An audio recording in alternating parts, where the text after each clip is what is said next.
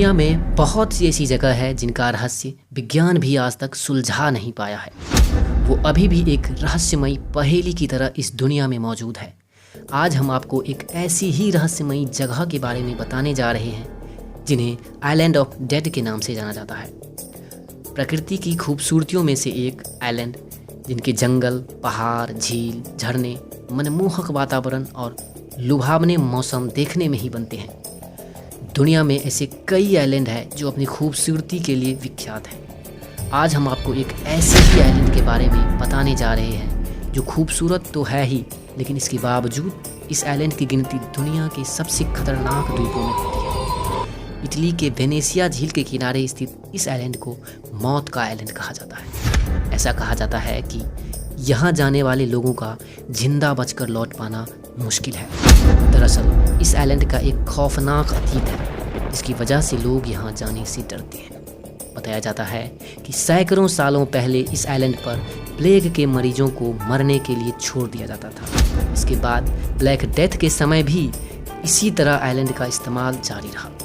ऐसे में जो मर जाते थे उसे यही दफना दिया जाता था। बाद में मरीजों की बढ़ती संख्या को देखते हुए लगभग 1,60,000 बीमार लोगों को जिंदा जला दिया गया था। इसके बाद लोग इसे भुतहा मानने लगे और ये आइलैंड पूरी तरह से वीरान हो गया। हालांकि 1922 में इस आइलैंड पर एक मेंटल हॉस्पिटल बनाया गया, लेकिन कुछ सालों बाद ही इसे बंद करना पड़ा। बताया जाता है कि यहाँ पर डॉक्टर्स और नर्सों को कई असामान्य चीज़ें नज़र आने लगी थी।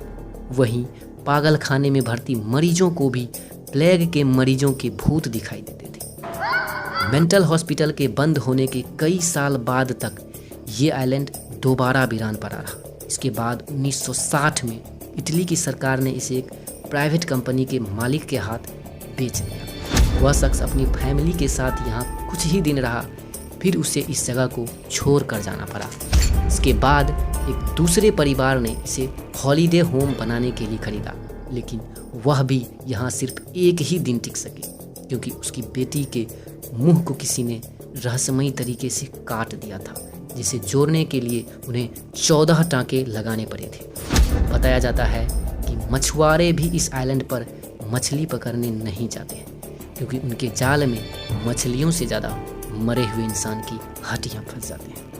इन तमाम घटना के बाद भी कई लोगों ने इनकी पड़ताल करने की कोशिश की, लेकिन सच की तलाश में गए ज़्यादातर लोग यहाँ से जिंदा लौटकर नहीं जा सके।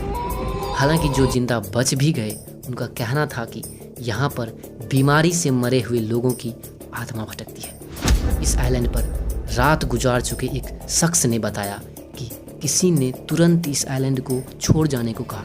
उसने ये भी कहा, अगर तुम नहीं जाओगे तो जिंदा लौट पाना मुश्किल होगा। हालांकि इस भूतिया आइलैंड की सच्चाई क्या है अभी भी एक रहस्य बना पड़ा है।